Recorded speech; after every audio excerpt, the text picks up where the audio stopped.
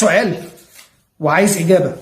الناس اللي بتقول لك انا بس الناس ياما عملت اللي عمل في الاهلي ده مني من كاداره او موظفين او لعيبه او جهاز بياخدوا فلوس على اللي بيعملوه، تمام؟ مش جميله. وانت في الاهلي بتكسب ماديا قبل ما بتكسب معنويا قبل ما بتكسب كل حاجه في العالم، بتاخد كتير. فمعنى ان انت اشتغلت شهر ولا 2 ولا 3 فانت مش عامل لي جمايل. ها، انت مش عامل لي، انت بتاخد على قد اللي بتعمله وزياده. بتاخده في الشارع، بتاخده في حياتك، بتاخده من شهره، بتاخده من فلوس. انا مستني منك على الاقل يا عم الكوره مكسب وخساره، انا معاك، هنفضل نعيد ونزيد في الكوره مكسب وخساره، حلو، بس ما تخذلنيش. انت طلعت ماتشات كنت مخزوم فيها بكاس العالم للانديه، كلنا سقفنا لك وقلت انت عملت اللي عليك. لكن يا كابتن ما تجيبليش اللعيبه في نص الملعب وتقول انت لا، مش، ما فيش الكلام ده يا كابتن، ما فيش الكلام ده يا كابتن. انا مستني منك عقوبات مبدئيه. تاني حاجه، الاوضه بتتقفل علينا وبنشوف الفرقه عادي مطبات وبتحصل، تمام؟ مشكلتنا الشكل العام اللي احنا شايفينه، اللي الاهلي ما يستحقوش، تمام؟ الطبيعي دلوقتي يا كابتن اللجنه بتاعتك بقى والناس اللي شغاله موجودين في النادي بتحضر للصيف ان هي تظبط الفرقه عشان تبقى قد طموحاتنا. ده اللي انا اعرفه وده اللي انا شايفه وده اللي لازم اللي يحصل. عندنا الفرقه محتاجه تظبيط، الفرقه في لعيبه محتاجه تتعاقد، في لعيبه محتاج يجي لها بدايل، في لعيبه محتاجه تقول شكرا ليها الاهلي خلاص انت عملت اللي عليك وخدت حقك. مفيش لعيب من اللي انتوا شايفينهم دولت ما بياخدش مرتب، ما بياخدش مكافآت، ما خدش شهره، ما خدش كل حاجه. فمن حقي ان انا احاسبك، انا من حقي ان انا احاسبك. والطبطبه دي مش جايبه نتيجه ومش هتجيب نتيجه. ف محتاجين مدافعين، اسمعوا بقى. وحتى لو هتجيب افريقي حارس مرمى، كان في حارس مرمى وكان لازم يتاخد الفتره الاخيره. محتاجين باك ليفت، محتاجين اللي عايز يمشي، وباك رايت. ايه اللي كان محمد هاني بيعمله النهارده ده؟ ايه اللي كان بيعمله النهارده ده؟ وقفشه ديانج، انا قاعد بتكلم في ديانج. ايه يا عم من قبل ماتش ريال مدريد وايه عروض وعايز امشي؟ ما تمشي، كان غيرك موجود احسن من، عملت اللي عليك وخدت فلوسك وخدت حقك وعايز تمشي امشي. ده مش ماتش ولا 2 ولا 3 ولا 4، احنا بنتكلم في 7 8 ماتشات دلوقتي ومكمله. مالك في ايه؟ ما يجي الكابتن سعد حفيظ يقعد يا عم ما عايز تمشي خلاص ارجع هات عرض وهنجيب زي يا عم. انت جبت دلوقتي هات فرقه كشافه سكاوتنج تيم يا عم، عندك العالم كله مليان لعيبه يا جدعان، والاهلي فيه الامكانيات اللي هي تجيب اللعيبه اللي انت ممكن تجيب 8 افارقه زي ما الكتاب بيقول. هم دول افارقه؟ احنا هنهزر. بعدين انت بدات الماتش زي الزفت، مستواك في الرايح، وربنا كرمك بجون بتاع محمد شريف بغلطه الدفاع. طب ما تسترجل كده، ربنا ادالك فرصه ثانيه في الملعب وانت نازل. انا اول مره شفت لعيبه الاهلي انت خايف من ايه؟ الناس كلها قاعده تتكلم في مهاجم، احنا عايزين مهاجم، احنا ما عايزين مهاجم. يا جماعه مش مهاجم بس. الشناوي معلش انا اسف، مين فيكم ما كانش عارف ان احنا محتاجين حراسه مرمى؟ بعدين في نقطه انا عارف اللي انا هقوله ده هتذبح بسببه بس هقوله، تمام؟ هو انت بتجيب اجانب ليه؟ انت مش بتجيب اجانب عشان خاطر يفرقوا معاك، صح ولا لا؟ كان فين سافيو النهارده؟ فين ماكسوني؟ فين كولر؟ انا وقفت معاه كتير واتكلمت عنه كتير، كارثه. انا نفسي اساله سؤال واحد لو جات لي فرصه، هو انت ايه البلان بتاعك للماتش ده؟ ايه المساحات دي؟ هو انت ما درستش سان داونز؟ ما شفتش المساحات بتاعتهم؟ ما شفتش السرعات بتاعتهم؟ ما شفتش تحويلة الملعب؟ بوم قدام الجون، بوم قدام الجون. حد قال لعيب سان داونز شوتوا اي كوره في الجون؟ عيش يا معلم. انا بحلف لكم بالله انا الشوط الاولاني تمام، وحتى بقى لما بعد جابوا الجون الثاني انا قلت في حاجه غلط، العيال دي في حاجه غلط، احنا ممكن تبقى هزيمه كارثيه. انا اسف يا جماعه جدا، الواحد متعصب بس فعلا الواحد كل مره بيطلع وبيقف ورا الفرقه، تمام؟ وما بيكون في غلط ببقى دبلوماسي احيانا بزياده عشان خاطر انا عارف يعني موقفي حساس حبتين، تمام؟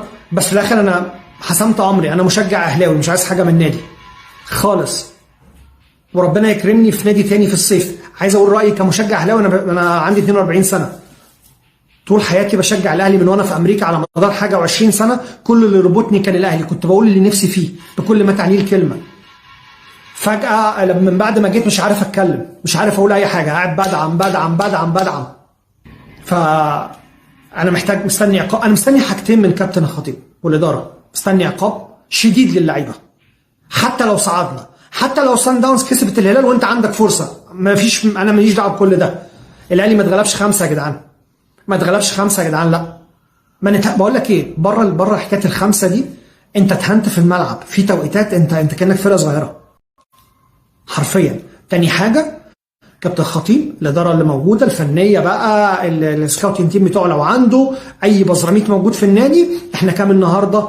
احنا 10-3 ولا 11-3 ولا مش عارف ايه 3. تمام، تعالوا الفرقه محتاجه ايه للصيف؟ انا في الصيف انا عايز اعمل فرقه مرعبه. تمام، محتاجين فرقه مرعبه.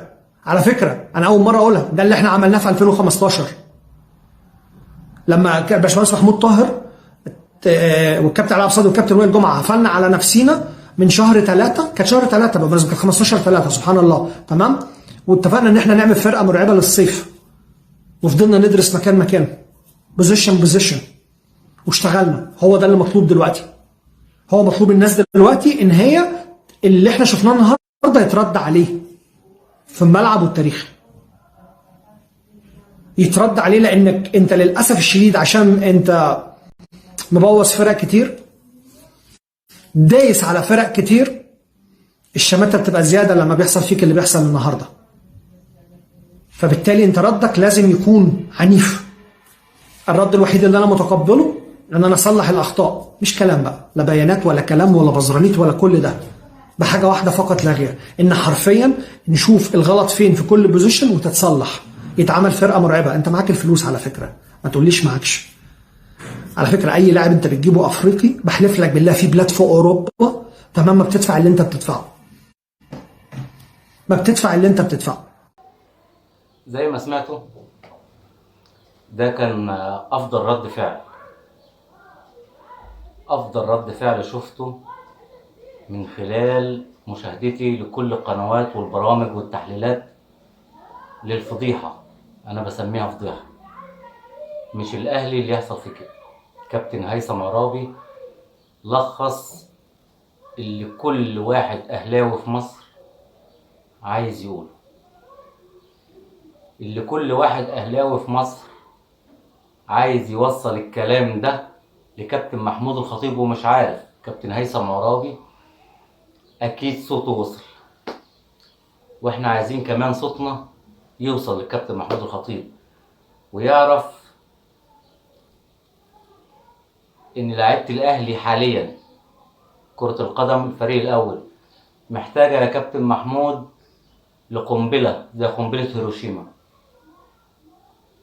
شيل كل اشباه اللعيبه اللي في النادي الاهلي، شيل كل اللي بيتعامل مع التيشيرت اللي هو لابسه على انه موظف، يخش مكتبه ويلبس التيشيرت، وبعد ما يخلص شغله ويشرب شايه يقلع التيشيرت ويرميه في اي جنب. دي مش لعيبه تلبس تيشيرت النادي الاهلي، دي مش لعيبه تمثل اسم النادي الاهلي محليا وافريقيا وعالميا. اوعى حد يفكر ان لعيب في كولر. والله العظيم لو جبت جوارديولا للعيبه دي ما هيعرف يعمل بيهم اي حاجه.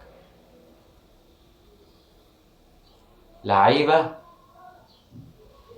استهلكت خلاص، ما عادش عندها جديد تقدمه، وتلات ارباعهم مش مقدر قيمه الاسم اللي بيلعب فيه. ده كان اقصى طموحه يلعب في نادي اهلي او زمالك، وبعد كده خلاص سقف طموحه بيقف. انا عملت اللي ايه، خلاص اللي مطلوب مني، انا لعبت في اكبر نادي في مصر، لعبت اهلي، لعبت زمالك، ما عادش عندي طموح تاني احققه.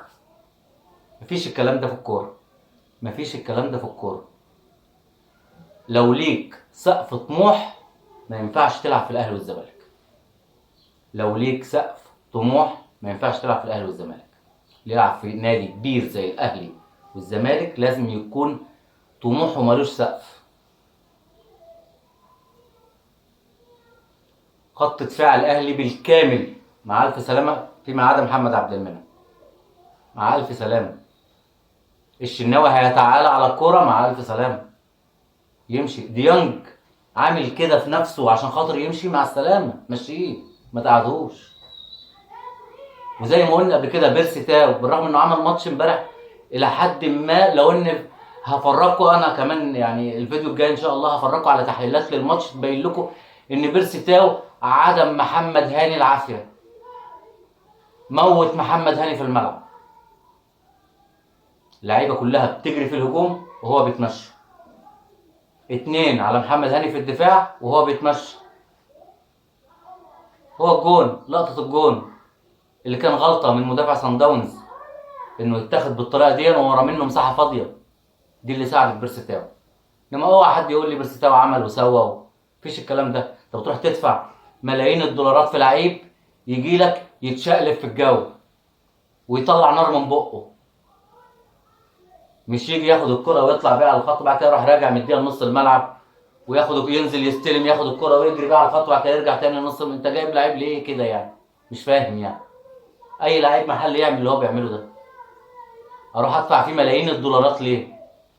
واجيب برونو سافيو اقعده طول الموسم بره ليه؟ على حساب مين؟ الجمهور دمه اتحرق. اقسم بالله جمهور الاهلي والزمالك دمه اتحرق. ده مش مستوى، وده مش الاهلي اللي احنا شفناه، ده مش الاهلي. اباده كامله يا كابتن محمود، اباده كامله. شيل معلول واظبط الشناوي ومحمد عبد المنعم مروان عطيه وحمدي فتحي واحمد عبد القادر، اديله فرصه كمان. بعد كده زيح كله في صفيحه الزباله. اللي مش مقدر التيشيرت اللي لابسه مع الف سلامه. المركب اللي تودي يروح يشوف طريق يشق طريقه في نادي تاني.